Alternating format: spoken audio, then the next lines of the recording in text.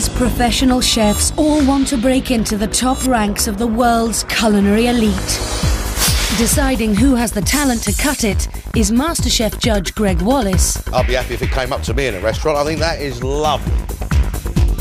And culinary legend Michel Roux Jr. With 2 Michelin stars, he's expecting perfection. It's the kind of dessert that I would serve in my restaurant. Cooking doesn't get better than this.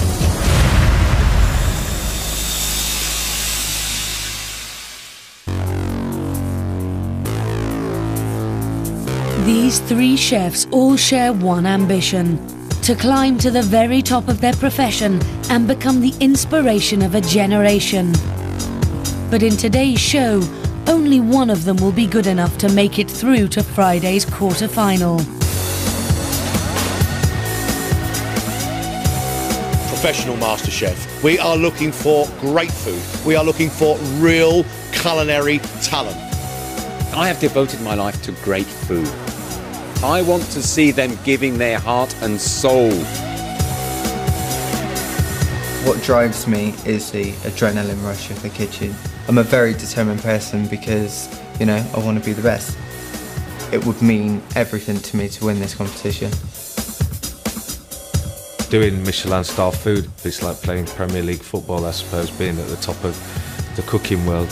It's important for me to reach the highest level of cooking to feel a real sense of achievement. You've got to be ambitious here, you've got to have a drive and emotion about food. 3 Michelin stars is the best thing you can ever get. If I don't get there, then I'm going to feel like I failed. We are looking for a chef that oozes confidence and that's going to deliver great food. Are we going to uncover a future culinary star?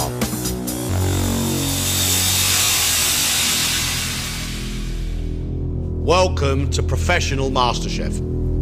The gentleman beside me is Chef Michel Roux Jr., who has held 2 Michelin stars at his own restaurant since 1991. Michel has trained hundreds of chefs. I want to see flair, imagination, above all, great cooking. I want 2 great dishes in 50 minutes. Good luck. Cook.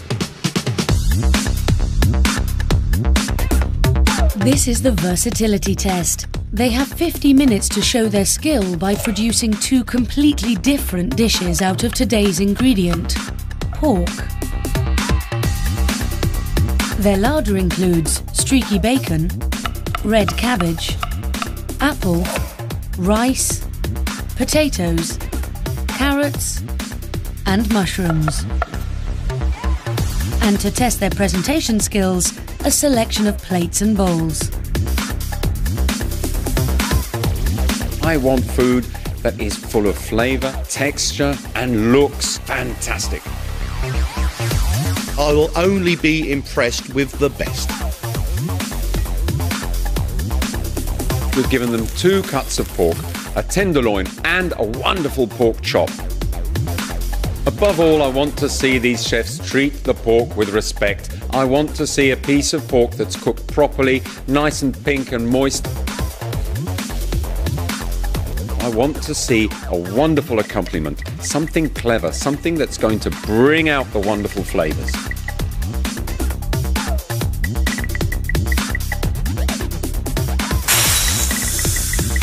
I've been cooking since I was about like 8 years old with my mum. As soon as I start cooking, I just lose myself. I won't worry about, you know, anything else. I'll just be focused 100% on my food. Dan, tell us the dishes you're going to do. Right, okay. I'm going to do pork tenderloin with apple and thyme potato cake, like a wild mushroom sauce to go with it. Good lad. Nice dish. And then I'm going to do pork chop with bubbling squeak and calvados sauce to go with that. What food is your real love, Dan? My real love is pastry. You know, I love desserts, and that's really my forte in the kitchen. And what's your ambition, Dan? Just to become a brilliant chef, you know, get recognised and just be, like, you know, really good. You've had 25 minutes. You are halfway already.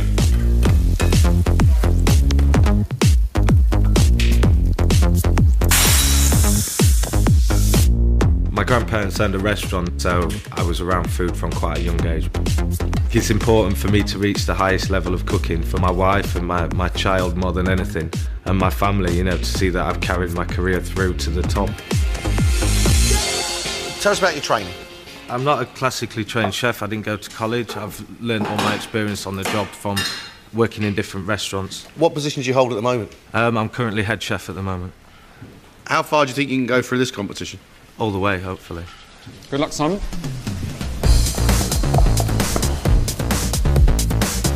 "15 minutes left.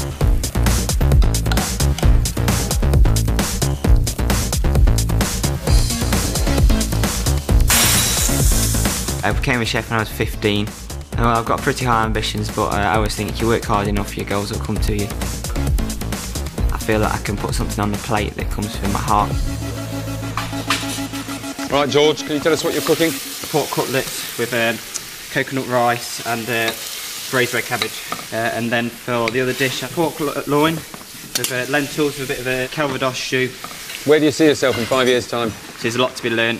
I want to go off to France, learn things from top chefs, work in some 2-star kitchens, and then go from there, basically. Do you think you can win it, George? Yeah, you've got to be in it to win it, haven't you? So, Yeah? I'm not here to win it. What's the point of being here? We're going to leave you because you're working at 100 miles an hour, which is great. It's 5 minutes, that's all you got. Plate up.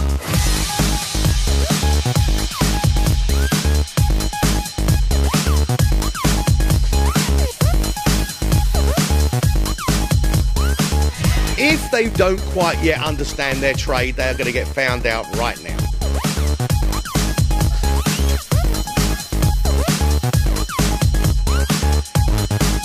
Gentlemen, time's up.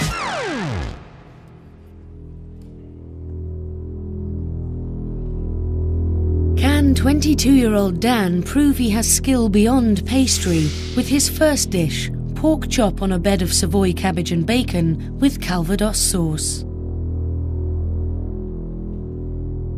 The pork is ever so slightly overcooked.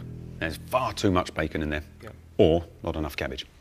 Your cream Calvados sauce is very thin, and you've gone and chucked a load of sage in there. It's very bitter and takes away all the flavours. Yeah, of course.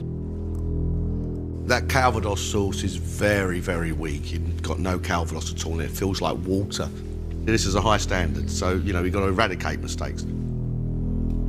Can Dan show versatility with his second dish, pork loin with an apple and thyme potato cake and mushroom sauce?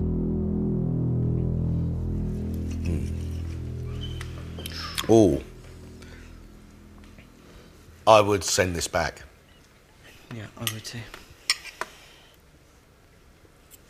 The bit of pork I have got is beautifully tender. Of course it is, because the rest of it's raw. But that sauce, heavy, heavy with mushrooms, is a triumph. Your pork quite severely underdone. Yeah. You need to focus. Yeah. Yeah. You need to focus. The potato and apple, I thought wouldn't work, but it does. It's actually delicious. And your sauce is heavenly. To get a comment like my sauce was like heavenly from Michelle Roux, it was just like, you know, amazing. It was like, you know, really good, really made me buzz. And, you know, I want to get in there now for the second round and just do it. Self-taught chef Simon's first dish is a pan-fried pork chop with caramelised red onion, blue cheese and sautéed potatoes. It started off brilliantly. Buttery, soft potatoes and a hint of sweetness from that balsamic. And then once that blue cheese kicks in, it won't go away. I appreciate the fact that you've put onion in there, which is sweet, trying to balance that sort of strong, pungent blue cheese, which almost works. Almost. Yep. Simon's second dish is pork loin wrapped in streaky bacon with a wild mushroom and potato fricassee and carrots. Right choice of plate.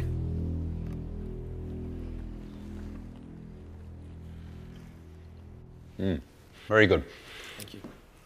Lovely moist pork. There's a little bit of sage wrapped around the fillet with the bacon. That's a lovely flavour. And everything on that plate works together. I love it. It's that sauce first. It is deep, creamy, rich and powerful with mushroom. Well, that is the stuff good food is made of. But I think your food needs to be smarter, prettier. Yeah. But boy, you can pack some flavour into this, Simon. I think my cooking's always been about flavours. I'm pleased with the comments, but I think a lot of chefs are always critical of their own work, and they always feel that they could do something better. 19-year-old George has high ambitions, but will his first dish, a pork chop on coconut rice with braised red cabbage and mustard dressing, reflect his aspirations? Very neat, precise and clean presentation. The coconut rice and red cabbage and pork are three things that I would never put together on a plate, and it doesn't work.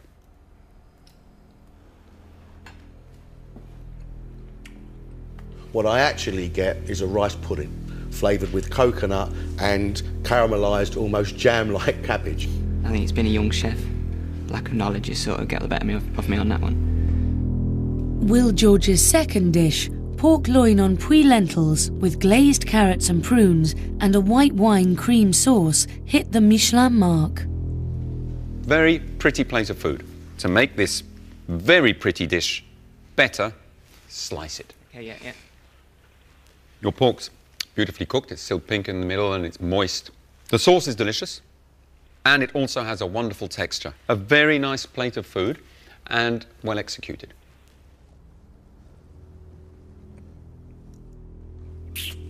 I'd eat it all, George. I'd be happy if it came up to me in a restaurant. I think that is lovely. I'm impressed.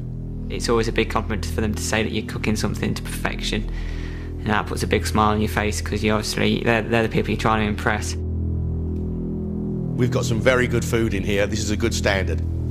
You go and get a break. We'll have you back in here for round 2.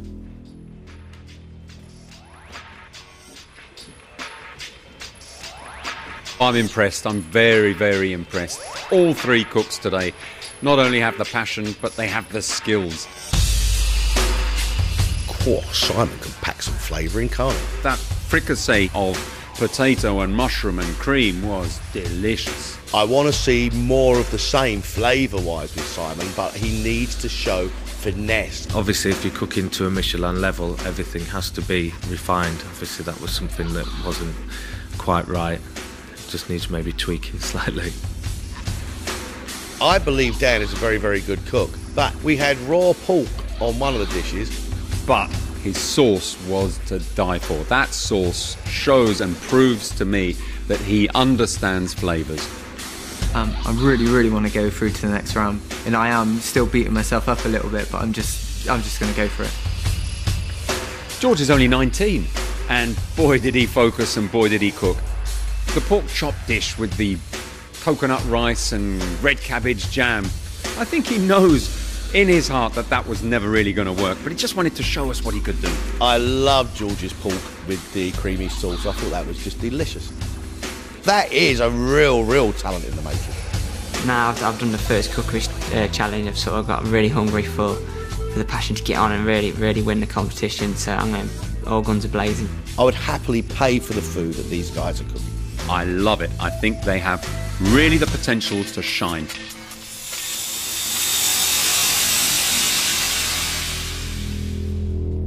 I was brought up on the classics. Every great chef in the world has learnt the classics. On your benches, you have not just the ingredients, but the recipes for 2 classic dishes.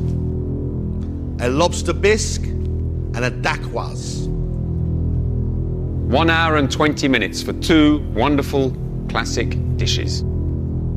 Cook, enjoy, do it very well. There's a quarter-final place up for grabs. They can't mess it up, and I've got a great feeling today we are going to eat well. Their first recipe is the soup lobster bisque. The name is thought to have derived from its origins in the Bay of Biscay, southwest France. I love lobster bisque. I could drink it by the bucketful. It is creamy, rich in flavour, not too much brandy or cognac, just the right amount of cream and big, lovely nuggets of tender lobster. Put the lobster bones in there, crush them all up to get all the flavours out of it, then pass it through a sieve to get rid of the shells but to keep this wonderful sweet lobster flavour. Bubbled away, brought to the boil and served piping hot. Lobster is precious. It's an expensive ingredient. We don't want to waste this. If they overcook it, it will be a heinous crime.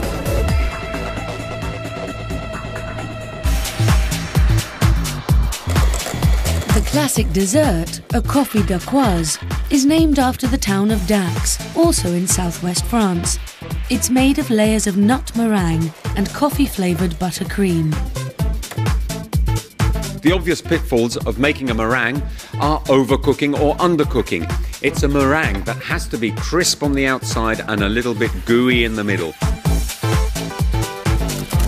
The coffee cream must have just the right amount of coffee. We're looking for a smooth texture, something really creamy and smooth. Dan, as a pastry chef, this must be right up your alley. It is. I'm sure it's going to be fine. Can you remember what it was, the spark that made you want to be a chef? When I was about 12, I made a Christmas cake with my auntie and I stood there like beating all of the ingredients together, you know, and it turned out really well as well. So I think that's the sort of things that inspired me.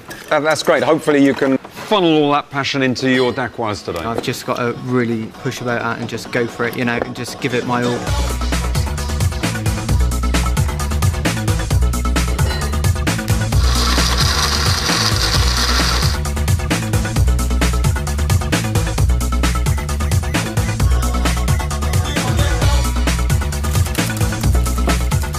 Okay, Simon, feeling confident? Yeah, I've made a bisque before, but I've not made a dacquoise before.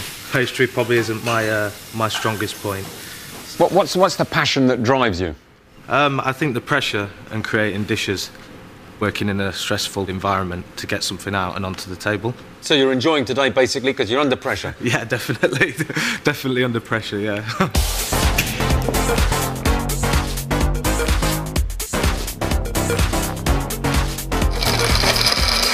20 minutes to go.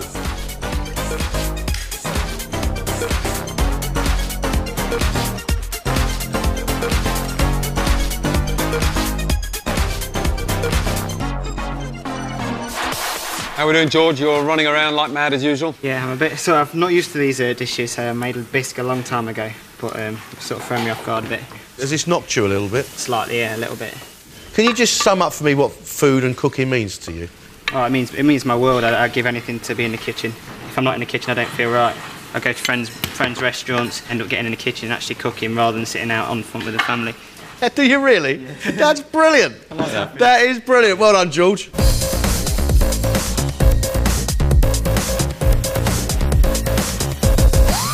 Two minutes.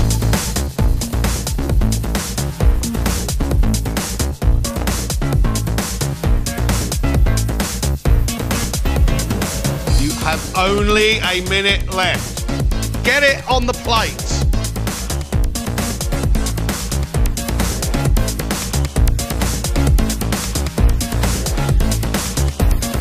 Time's up. You're out of time. With a quarter-final place at stake, will the chef's classic dishes reach the standard required? First under scrutiny is their lobster bisque. Simon's proved he can deliver on flavour, but has he refined his presentation? I like that lovely little swirl of cream. It looks very pretty. Looks like the chef has taken care to finish it off before it goes in front of the customer. I'm not getting the full flavour of the lobster. It's also too rich, too heavy. It is a shame, because I think you really were on the right tracks there. They are issues that are so easily put right. Love the texture of your soup. It's pretty decent. I'm sure if we asked you to do another 20, they'd be perfect. Yeah. Dan has garnished his lobster bisque with parsley and chives. Lobster bisque doesn't need herbs. It really doesn't. It doesn't bring anything to it.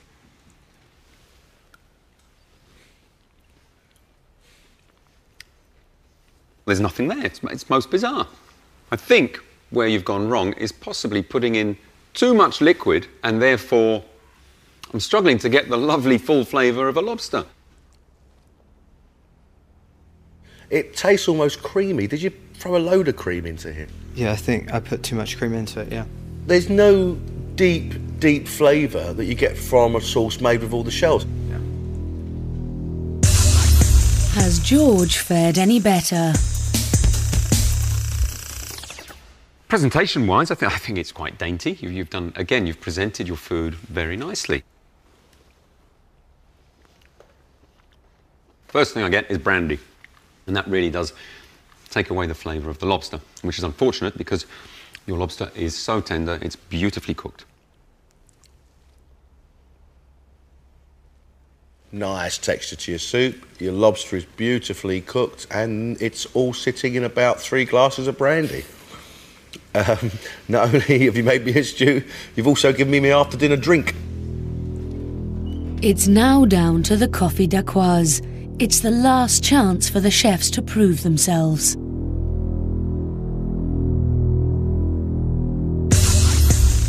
Simon has decorated his dacquoise with almonds, coffee beans and a vanilla pod. Presentation-wise is really quite nice. You've made an effort to raise it to the next level. Very rich, but not a bad effort for somebody who has practically never worked in pastry. Not bad effort. Good meringue, and the flavour of the toasted nuts is running through it. Nice. Good. Pastry's not really my strongest area, but I was pleased as well that I actually got it up onto the plate, and it was a reasonable standard. Desserts are pastry chef Dan's forte.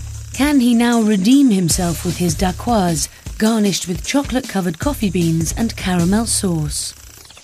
I can see that you've trained as a pastry chef and you have an eye for presentation. Beautifully cooked dacquoise. Lovely. Crunchy on the outside, a little bit gooey or soft in the middle. Very good. In fact, it's the kind of dessert that I would serve in my restaurant. Meringue, crunch, soft in the middle, coffee, cream. Very, very nice indeed.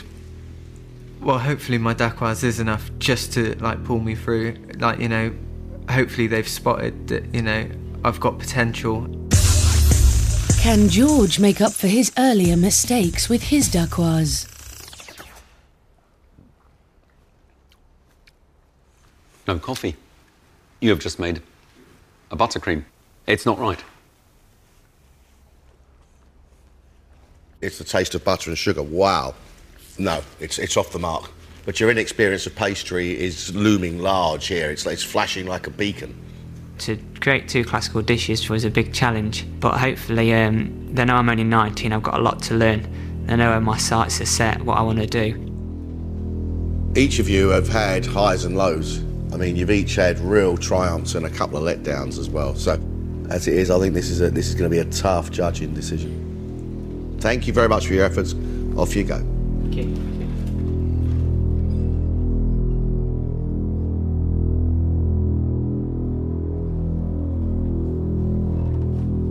We have 3 very, very good cooks who did better in the versatility round and came unstuck with the complex classic recipes. But all 3 of them have passion in abundance.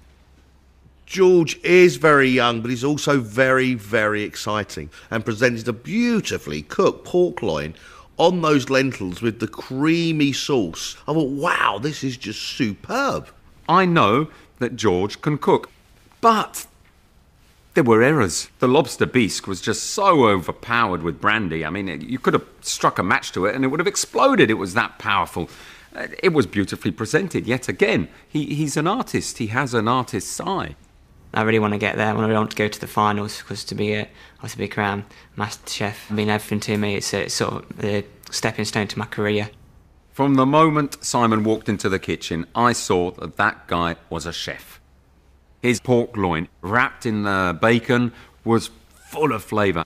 All worked, it all came together. It tasted divine. The textures were absolutely right. He cooked his second pork chop very, very well. He just decided to smother it in blue cheese and onions. But the idea was right. The sweetness of the onion to counterbalance the blue cheese. The idea was right. I think the judges can see that I'm focused and I'm committed. Despite the mistakes that I've made, I hope that I've done enough to get through to the next round.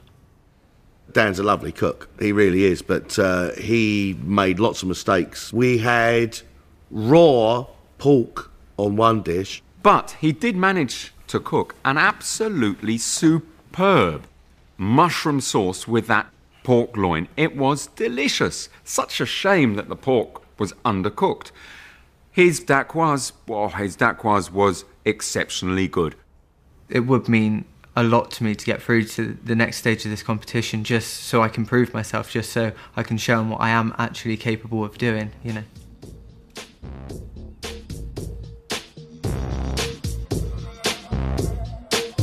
We have to make a decision. Difficult, I know. We can't leave those boys out there any longer.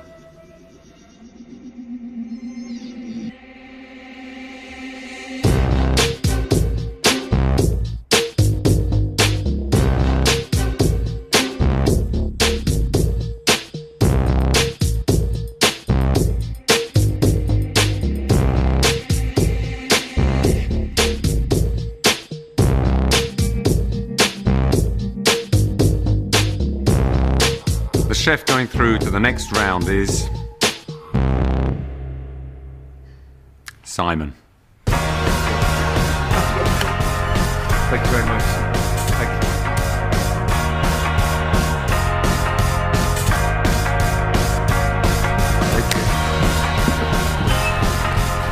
Thank you, brilliant, thank you very much. I think my nerves definitely got to me today, you know, and if I had a shot at it again, I'm pretty confident, you know, I probably would have gone through, but, you know, it wasn't right on the day, so that's it. I did the best that I could do. Still go away and get my head down, work as hard as I can to basically get where I want to be.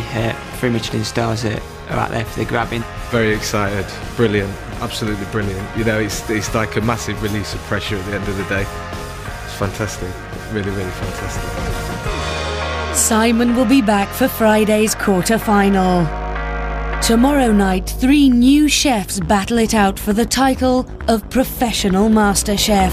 It's severely undercooked. It's sticking in my teeth and it's annoying me like hell.